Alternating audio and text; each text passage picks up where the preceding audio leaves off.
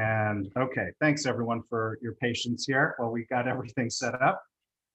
Greetings everyone, welcome to today's webinar, Reduce EMF when Working from Home. This is featuring Cathy Cook, a certified building biologist and electromagnetic radiation specialist.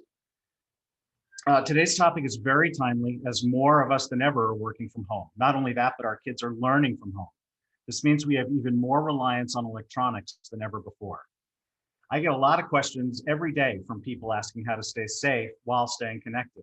So today we're going to bring you the best tips that you can put into place right away to make your home environment, your home work environment as healthy as possible. So before we get started, a quick overview. We'll do intros, that'll be very quick. Then we'll get into the main content, that'll be about 30 minutes. And then we will get into some Q&A. So briefly about me, my name is R. Blank. I'm the CEO of Shield Your Body. Formerly on the faculty of the University of Southern California Viterbi School of Engineering. I'm the co-author, along with my father, Dr. Martin Blank, of Overpowered on the science of EMF and health. And this follows a 20-year career in software engineering. And so I'm really excited to have the opportunity to help bring you today's topic.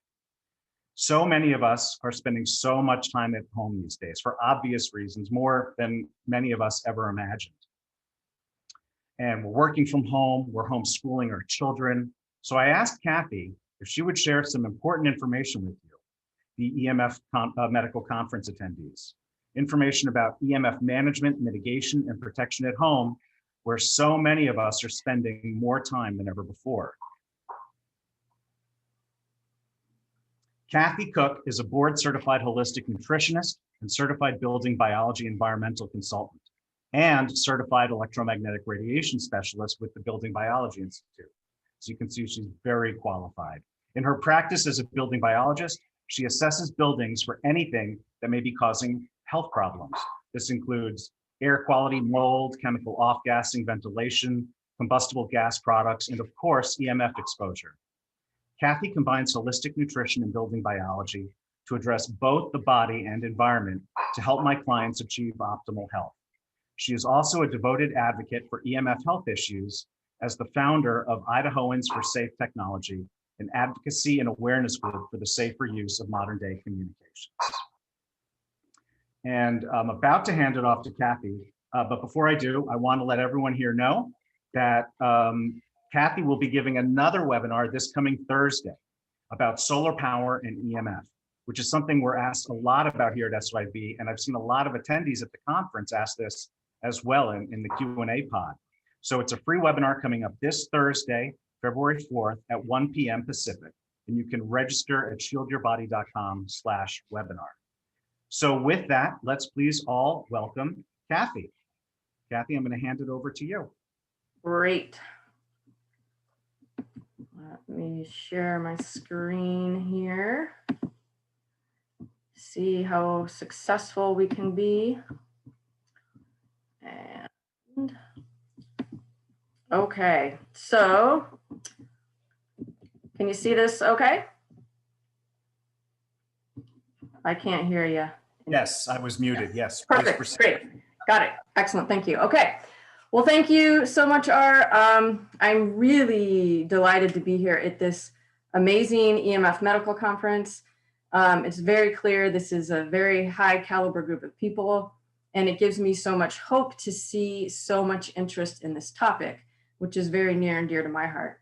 And, you know, I feel like the topic that we're discussing today in this webinar is very relevant, as so many of us are working from home now. And even if you're not, even if you are working in a clinical setting, it's still very relevant. And I would say maybe even more so because your clients are coming in to see you who may be sensitive to EMF. And so we need to make sure that we have a really low EMF environment for our clients. So let's jump right in. How to reduce your EMF exposure while you're working at home or in your clinic. So the world has experienced a lot of changes in the past year. According to one Stanford economist, 42% of the US labor force is now working from home full time, and that number is continuing to grow. So a large percentage of our children are learning from home, at least part-time. And all of this means that we need several computers at home and multiple internet connections. And most of us also rely on cell phones and smart watches to stay in touch. And, add to that your printer, wireless keyboard, your mouse, your blue light exposure from your screens, and you've got the potential for quite an extreme EMF working space. So the question is, what can we do to protect ourselves while staying connected? Thankfully, there are many easy steps you can take right away to dramatically reduce your EMF exposure and at the same time improve your connectivity. If you put into place the tips I'm going to lay out for you today, you can actually have a much more efficient working environment than you do now. So, in my world, what could be better than this? A healthier and more efficient workspace. And all it takes is a few simple steps that I'm going to outline for you today. So first, let's take a second for a quick review of the main EMFs. So I know a lot of these have been talked about throughout the conference. If I was new to this, however, I don't know that this would be very clear. So I'm just going to try to break this down as quickly and simply as possible. So you've probably seen that there are 4 main electromagnetic fields that we're concerned about. So this would be the electric fields, magnetic fields, radio frequency, and dirty electricity. And worth noting, which a few of the presenters have so far, are these peripheral fields of static electricity and blue light. So in your office or your clinic, each of these fields needs to be addressed. And anywhere that you find electricity, and especially electronics like computers, you will find some degree of all of these fields. So now we're going to identify the most likely items that you have in your workspace and identify ways that you can make them safer. Now, remember, we're talking primarily about the home working environment, but this is going to, apply to your clinics as well. So the sources of each of these fields can get a little complicated. If you want to take a screenshot of this, I encourage you to do so. If you can't do that or you don't have time, definitely feel free to reach out to me or to any of us at Shield Your Body, and we can get you this. But it's kind of helpful just to reference for a little bit so that you can really start to remember and understand what each of these four fields are and where they come from. So electric fields come from electricity, just the simple act of having electricity. Anywhere that wires are energized, like those running through your walls, or any power cords plugged into outlets, or anything working via electricity, there will be an electric field. Magnetic fields often come from power lines that could be overhead or buried. They're also common near breaker panels, large appliances, outlets, and things with different speeds or motors like a blender, hair dryer, electric toothbrush, computer charger, toasters, etc. Radio frequency, of course, comes from all of our wireless devices. So just think of radio waves. That's information that is going through the air, just like your AM or FM radio. So the most obvious sources are those from cell phones, Wi-Fi, cell towers, fitness trackers, smart speakers, anything with Bluetooth, gaming systems, and the like. Dirty electricity, or microsurge electrical pollution, as we call it at the Building Biology Institute, comes from things that alter the 50 or 60 hertz sine wave. The biggest offenders are CFL light bulbs, LED light bulbs, fluorescent lights, solar panels, computer chargers, energy-saving devices, and utility meters. The peripheral fields of static electricity comes from synthetic materials and metal and mattresses or furniture. And then, of course, blue light comes from any man-made source of light. So now let's go through an office environment and give you some more concrete examples. But before we do that, really quickly, I'm just going to explain meters and take a quick second to talk about testing. So I'm going to give you some really actionable steps you can take immediately. It's still really recommended that you know what the levels are inside of your home or your clinic. And for that reason, I recommend that everyone has their own meter and that you test your home regularly as things change. If you haven't seen the video for the conference that Rob Metzinger did, I suggest you watch that to understand the details of testing. Rob is one of the instructors at the Building Biology Institute and the owner of Safe Living Technologies. And at Shield Your Body, we have a complete ebook on testing as well. And maybe R can link to that for you guys, which is really helpful and kind of breaks down the basics of testing. So these meters here I have listed on my personal website. If you want to find these, they are all meters that are sold by Safe Living Technologies. The first one is the 3030B, which is excellent for electric and magnetic fields, cost about $150. And these other two are the safe and sound meters that Rob actually developed himself. The middle one is about, I think, $150, and it just gives you like levels. So the slight, moderate, high, and extreme level, just real quick and easy. Am I in a high environment? Am I in a low environment? If I move over here, does it go down? What's going on? Whereas the Safe and Sound Pro 2 gives you the actual numbers. And it's about $380, but it's excellent and it's highly accurate. So I definitely recommend you check those out because we all want to have a meter to figure out what's going on in our own environment. Okay, so we're going to play a little game here, kind of break up some of the monotony of just listening, right? So if you guys would like to play along, and I suggest you do, I want you to take a look at this picture. So this represents kind of a typical home office setup. And I want you to count and see how many items you can identify in here that may be a potential EMF exposure item. So if you want to throw in the Q&A your answer or just write it down, whatever you want to do, just kind of see from everything you've learned so far, kind of how much you're picking up on this and what items in here may be a potential risk.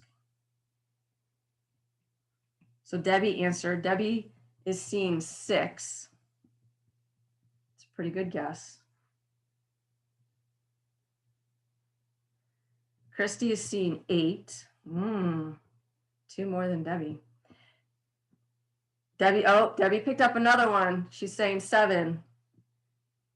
This is a really difficult challenge for you guys, especially if you're new to this, because there's so many things that you wouldn't even think about or identify that could be causing an issue. Elizabeth is saying 11. Wow. Okay, so I'm going to get right into it here. So I'm going to start with the trickiest one. Oh, my slide's not advancing. There we go. This was a really tough one. If you got this one, extra bonus points for you. This is the desk. So I'm circling the desk here because this desk looks to me like it has the potential to be raised and lowered.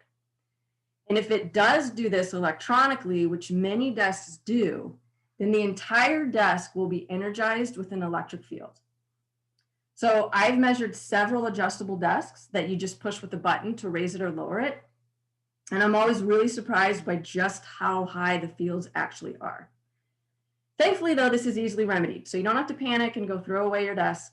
All you need to do is adjust the desk to where you want it to be and then unplug it from the wall and you're done. So by unplugging it, you eliminate all that voltage that would have otherwise been there. So I realize that's might be a little bit of a pain, but definitely worth it. And then just if you need to adjust it again, plug it back in and repeat. So that's all you got to do on that one. Okay, so let's kind of go around the room here in counterclockwise fashion. So this next one, to me, looks like a wireless speaker. So almost all of our wireless communication devices today are giving off radio frequency. Speakers like this one are generally using Bluetooth. So just like your Wi-Fi or your cell phone signal, Bluetooth is just another way to send information through the air using radio frequency. Of course, we want to avoid this.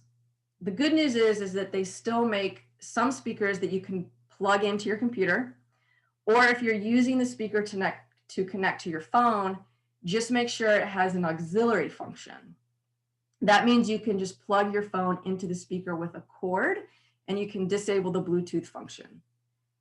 That way you still get the sound from your speaker, but you're wired instead of wireless, eliminating the radio frequency. Okay, let's move on to number 3.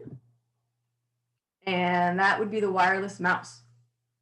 So just like the speaker, the wireless mouse also uses Bluetooth. And here's the thing about a mouse. Why does it need to be wireless? I mean, it pretty much stays in the same place. And there's really just not that much need for it to be wireless. So a wire in this situation is really not that big of a deal, because a wireless mouse uses Bluetooth to talk to the computer. Every single time you click that mouse, you get a big spike of radio frequency, which is really just completely unnecessary. So the solution is easy. You just get a wired mouse. All right, and so that brings us to number 4, of course, is the wireless keyboard. So this is the exact same issue as the wireless mouse. The keyboard uses Bluetooth, and every single time you press a button on that keyboard, you get a radio frequency spike. Every single button. So if you're typing, it's just this constant spike of Bluetooth radiation that you're getting. So of course the solution here is simple. You just switch out that wireless keyboard for a wired keyboard. That will remove the problem of the radio frequency. Now you may actually have a high electric field on that keyboard as well. In fact, that's pretty common.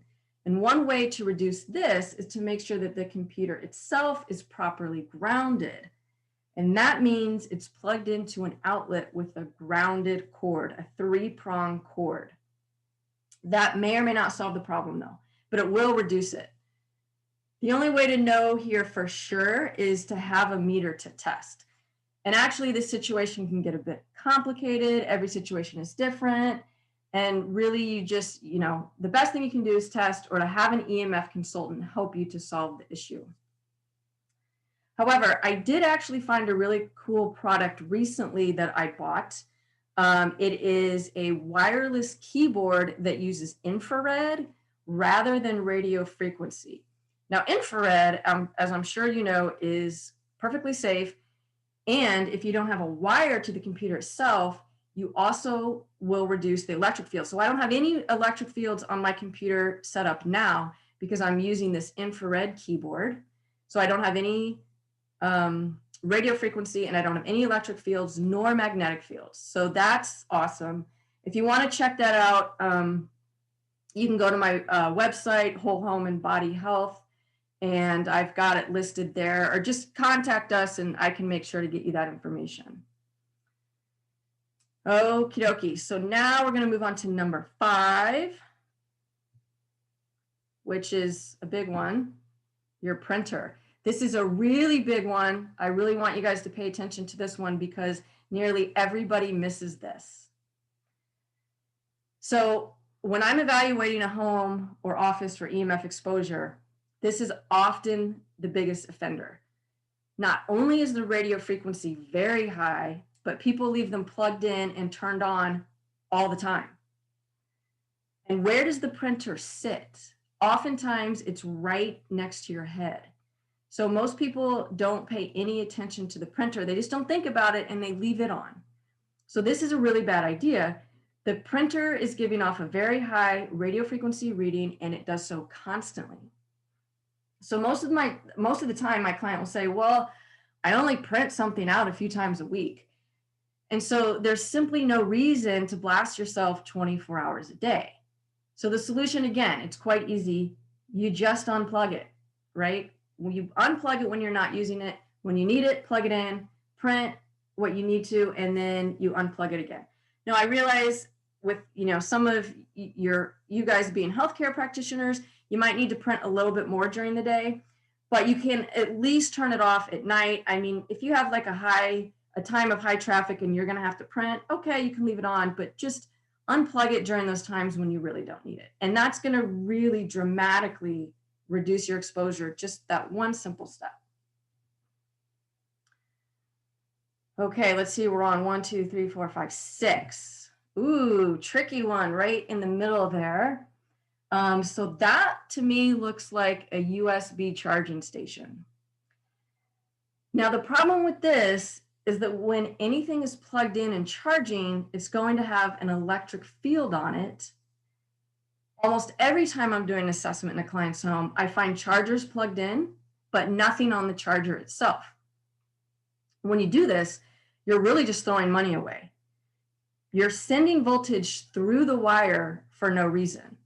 More importantly, the closer you are to that wire, the more of an electric field you're getting. You'd be surprised how high that field can be. Additionally, the charging station plugged into the wall may elevate the dirty electricity in the room. So the best way to use this is to, one, keep it at a distance from you. So, right here, it would be right next to you, right where your hands are potentially. So you want to plug it into an outlet on the other side of the room or the desk. And two, again, keep it unplugged when it's not needed. If you need to charge something, fine. But when you're done, unplug the whole thing. It might sound like kind of a pain at first, but really your health is worth it. And if you want to make it easier, you can just buy a little outlet switch or a power strip. So all you need to do is flip that switch and then you're done. That makes it pretty simple. All right, this brings us to number 7. So you may or may not have seen this one as it's kind of hiding right under the computer there. And honestly, I can't tell for sure what it is, but it looks to me like it could be a cell phone or it could be an external hard drive or something else. It's definitely something electric. As it looks like it could be a cell phone to me, we're just going to go with that because almost all of us have a cell phone somewhere in our office.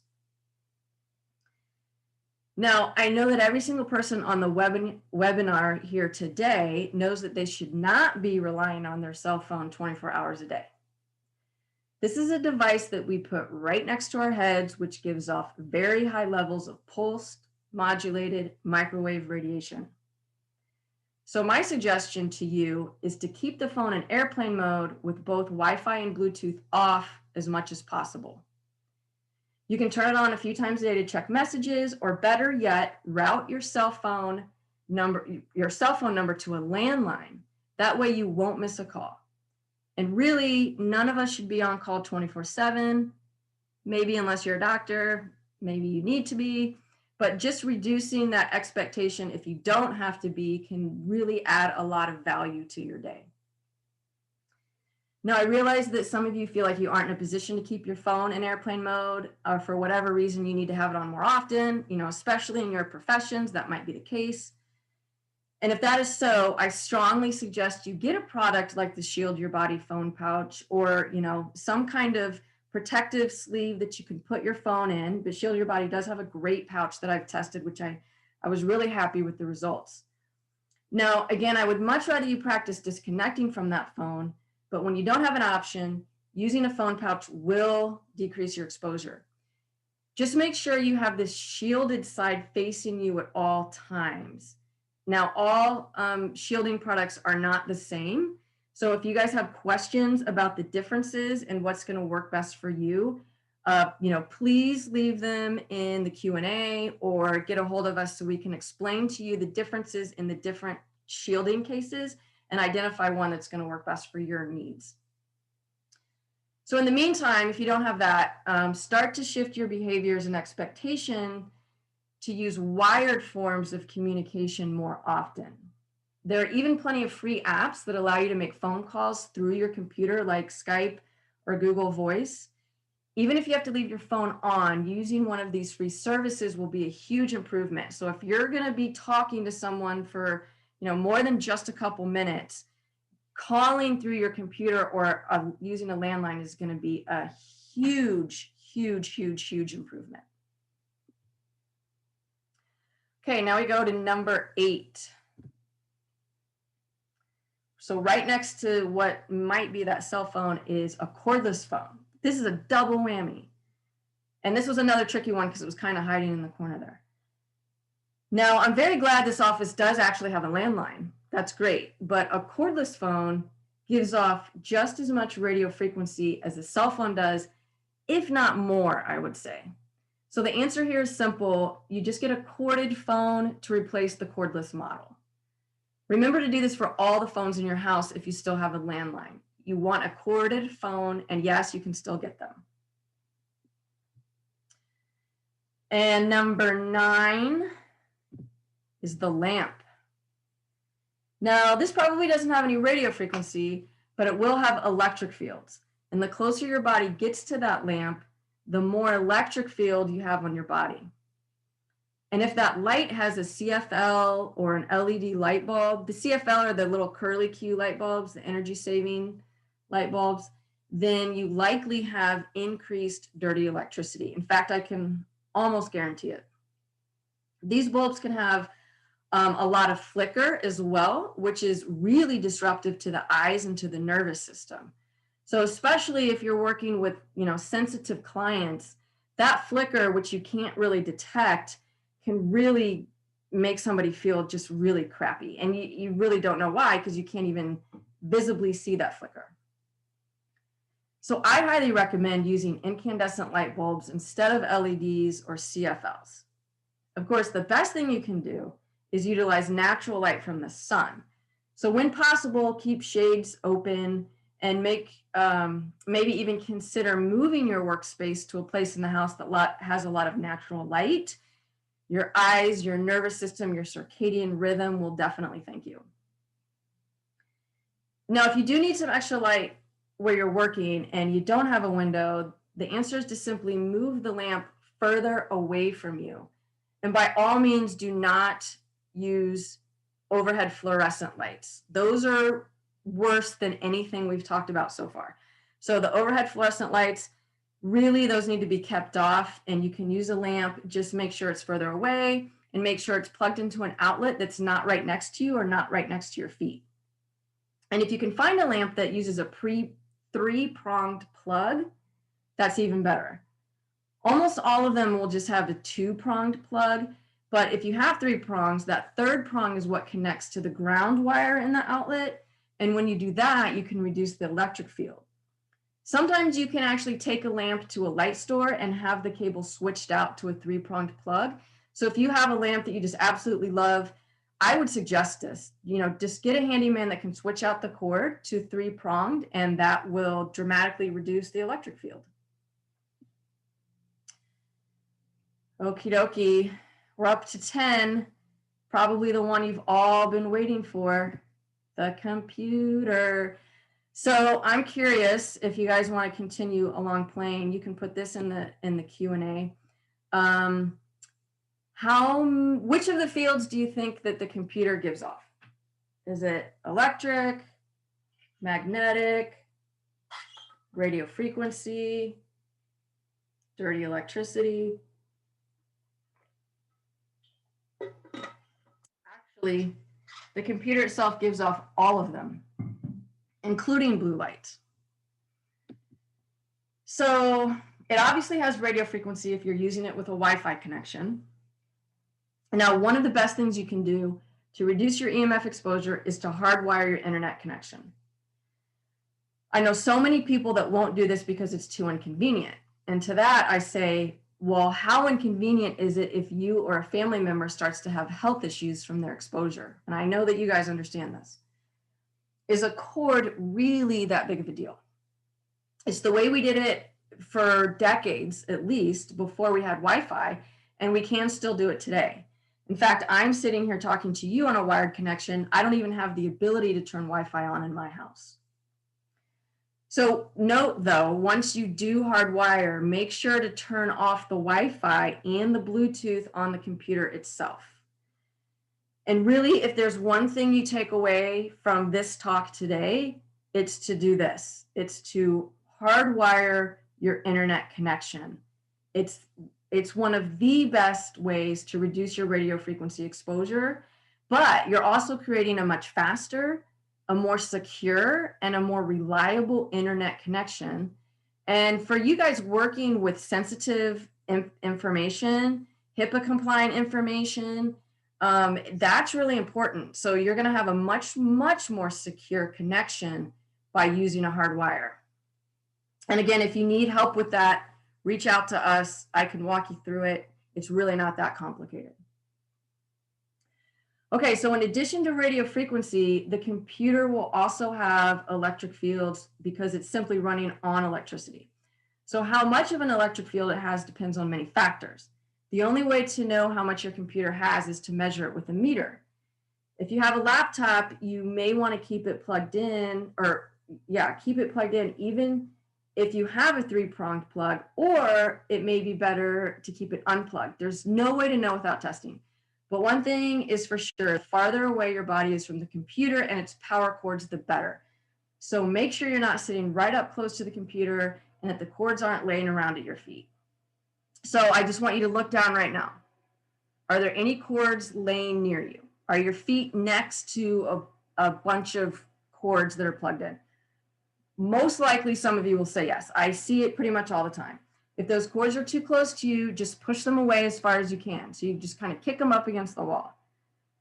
Now, there are more advanced ways of reducing your electric fields, but if it's something, or it really is something that you want to work with a consultant on. There's grounding strategies and conductive tubing. It can get a little complicated, but for now, just keep those fields, those cords away from you as much as possible. Now, if you use a laptop instead of a desktop as shown here, there are a few things that I want you to do. One, please don't ever use the laptop on your body. I know it's called a laptop, as most people put it on their laps, but I'm here to strongly encourage you not to do so. You'll be exposing your most sensitive body parts to a very high magnetic field, electric fields, radio frequency, and dirty electricity when it's plugged in. Not a good situation. So my advice is to keep the laptop on a desk or a table and use an external keyboard. So if you have people in your family that simply refuse to listen to this advice, and yes, I understand that that happens, then please get them a Shield Your Body laptop pad. So Shield Your Body does create these pads that you can put under your computer if you absolutely must use it on your lap, and that is going to help to protect your internal organs from some of those fields. Okay, so it's a lot going on with the computer. So, we really just, distance is key here. Really important to make sure it's as far away from possible and we disable as many of those frequencies as we can. Okay, now I think we've got one more. Did that come up? 11. My screen is not advancing again. There we go. 11.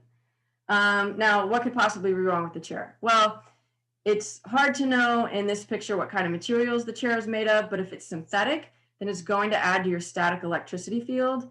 This isn't really a huge deal, but just remember that whenever you can avoid synthetic petroleum-based materials, you should do so.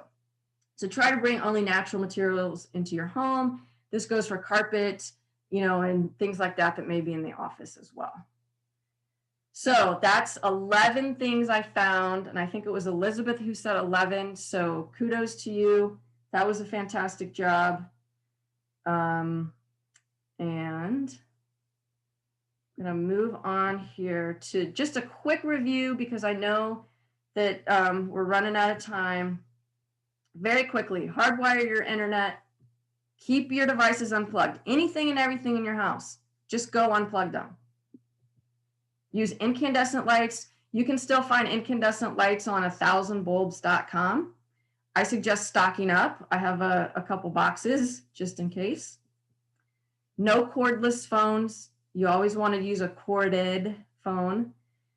Be very aware of your cell phone hygiene. If you have to use a cell phone, get a case for it.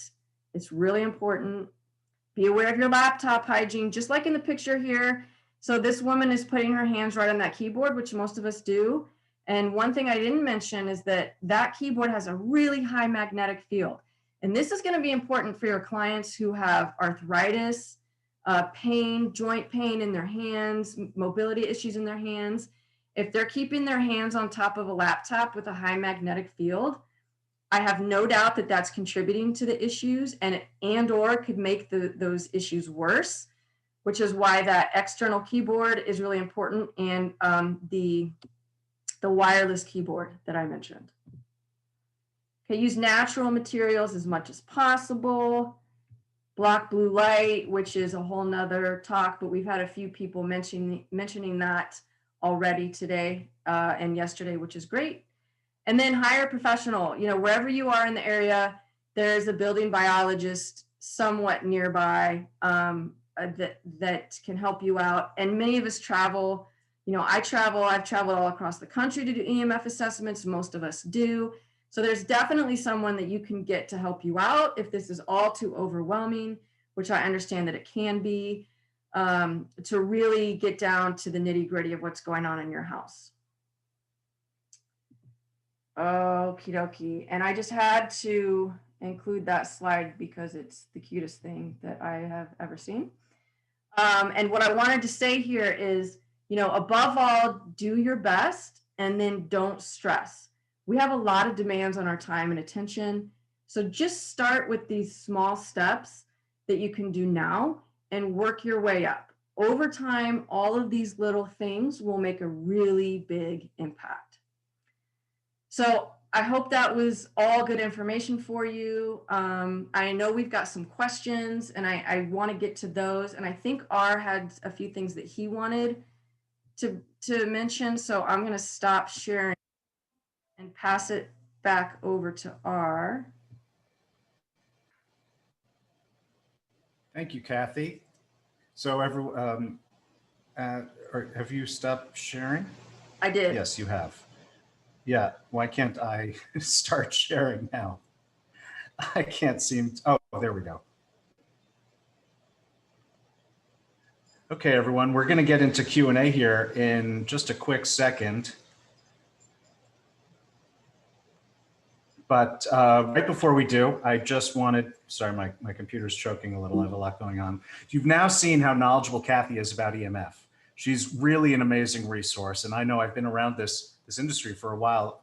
People with this kind of knowledge are difficult to find. And she generously donates so much of her time to the community with her advocacy work and with webinars like this one. Of course, these webinars can only cover so much information. There's always questions at the end. Which especially with a subject like EMF, which is so deep, so rich, and as we all know, very complicated. And that is why I created SYB Consulting. With SYB Consulting, it's a remote consulting service. You could be anywhere, get personalized attention and custom advice from a real EMF expert. And I do mean a real EMF expert because Cathy, our senior EMF specialist, is our lead consultant. So you can book time directly with Cathy. With SYB Consulting, you don't have to rely on information you find online, and you don't have to spend hours searching for answers to your specific questions, which may or may not exist out there and may or may not be correct. So for all of you here at the conference, we've created a discount to save 25% on a booking with SYB Consulting. And to do that, you just go to shieldyourbody.com/consult, and the link and this coupon are in our booth. So you can get it later if you miss it now, but it's shieldyourbody.com/consult. And you just type in code consult25 at checkout. And again, that's through February 8th. So you have a week to use that code. And before we hop back to Q&A, there is just the one more reminder that Cathy is giving another SYB webinar later this week, actually, on Thursday, February 4th at 1 p.m. Pacific. And it's about the EMF risks of solar power. Plus, everyone who attends will get a copy of Cathy's latest SYB ebook, The EMF Health Risks of Solar Power. So you can register for free at shieldyourbody.com/webinar. So with that, I'll just bring this information up so you have it. And Cathy, can you, do you see the questions pod? We have some here lined up for you. Got it. Thank you. Okay, so there was a couple questions about the external keyboard that I mentioned, and I just put the link into the chat if you guys wanted to check that out. So one thing to note, when I got mine, the mouse, it's got a little mouse ball on it, and the mouse for me doesn't work, which I'm frustrated by. So just, full disclosure on that. So that was a little frustrating. So I just use a plugged in mouse. But the keyboard itself has been awesome and has 0 emissions. I do have several clients that have purchased it, and numerous ones have gotten back to me right away. And they're like, I can't believe every time that I used to work on the computer and I would get this numbness and tingling in my hands and arms. And they said when they use the wireless mouse that it's gone. So I'm really happy about that. I do, however, have another client who just purchased one, and he was unable to get it to work with his computer. I don't know why. I'm trying to work that out with the company, because they are a company in the UK, which is kind of a bummer because that makes it more expensive for shipping purposes. So I just want to be real, have full disclosure here that most of my clients have had great success with it, as have I, but there's a few, tweaks I think they still need to work out. So I don't want anyone to go and buy it and then have not the best experience. But it's been really great for me so far.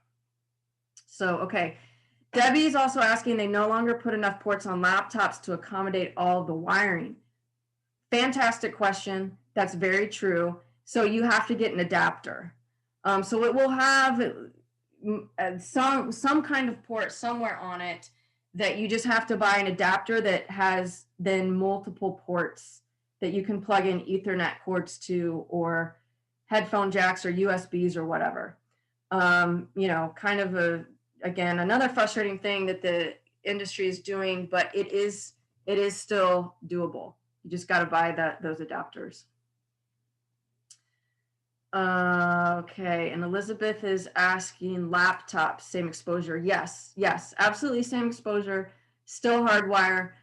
And remember, with the laptops, you've got that big magnetic field on the keyboard as well as an electric field, so distance is key with that.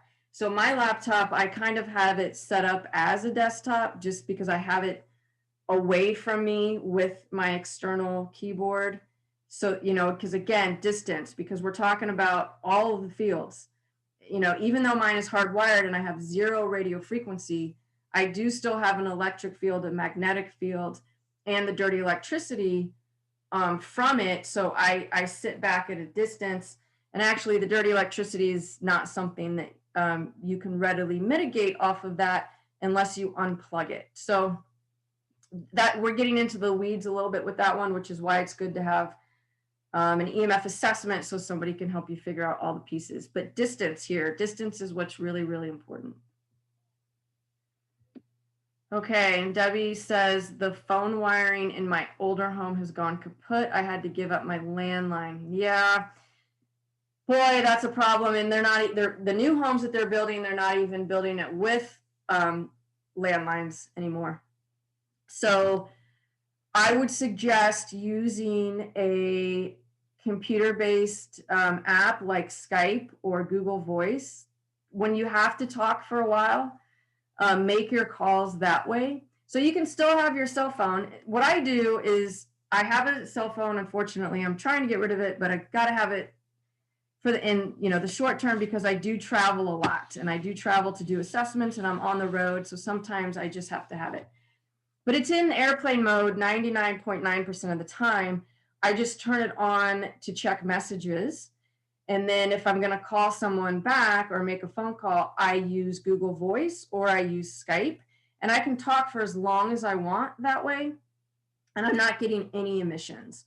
So, if you have to have your phone on, what I actually recommend to many, many of my clients and several physicians that I've worked with is, you get a phone pouch, and I like the ones a lot that Shield Your Body has. And this is partly why I decided to start consulting with them, because I was impressed with their products, is that it's shielded on one side only and not the other, which is great because you can still get your full signal from the front, but as long as you keep that the back of it, the shielded side facing your body, you're going to block that from coming into your space. So let's say you're on call, or let's say you have kids that are out at night and you have to have the phone I have people put it in the case and then put that case in the window, like in the window in the bedroom. So you can still hear it. It's going to get its signal perfectly well. And then it's shielding the rest of your room from the backside. So that's what I would suggest. You know, it might be a little cumbersome at first to set up one of these, you know, Google Voice or Skype or something to start making your calls. But I would highly suggest just doing it, because I mean, the amount of exposure you're going to reduce is just astronomical. So it's definitely worth it. Oh, shoot. Christy says that she can't access the chat. Can you please put the link? Yes, I will do that. I'm going to put the link to the keyboard here. And send it right now. Okay, so hopefully you got that. Christy, let me know if you didn't. Oh, Elizabeth was asking the same thing, I think. Yeah, okay, cool. You got it, awesome, great.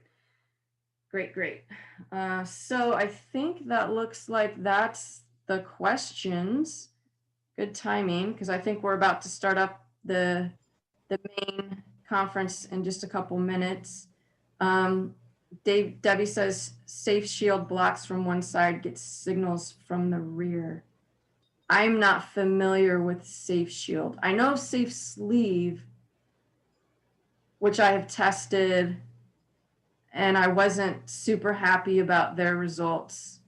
I mean, you know, I'm not bashing any company by any means at all. I just liked the Shield Your Body one's better. I don't know Safe Shield, so that's cool. If it's the same technology, if it blocks from one side and gets the signals from the other, that's really the way to do it, is what we're saying. So some of these phone cases are shielded on both sides, and then they market that you can put it to your head. I strongly recommend against that. That's not a safe way to do it. I don't like that. You know, what I didn't mention, which is good to note for you guys, is that using an air tube headset with the phone is a great way to do it. So don't keep the phone to your ear when you're on a call. If you have to call on your cell phone, use an air tube and plug it into the phone, and then you can still keep the phone at a distance from you and still have the shielded side towards you, and just talk on your earbuds. That's the best way to do it. If you have to use a cell phone, and yeah, Shield Your Body has those as well. So you can get the phone case and the earbuds, or you know, wherever, but that's gonna be the best way to do it. So I think we should probably wrap up, yeah. Yeah, and just to let everyone know, we're also running a sale on our products for the conference attendees. So the coupon is medical20 for 20% off site-wide. You can get all this information at our booth. We're at booth 104. We're here the rest of today and tomorrow. I really want to thank all of you for taking the time during the conference, and all of you watching on Facebook Live, and especially to Cathy. Thank you so much for sharing your expertise and your insights. And I know everyone really appreciates it. So everyone enjoy the rest of your conference, and thank you very much. Bye.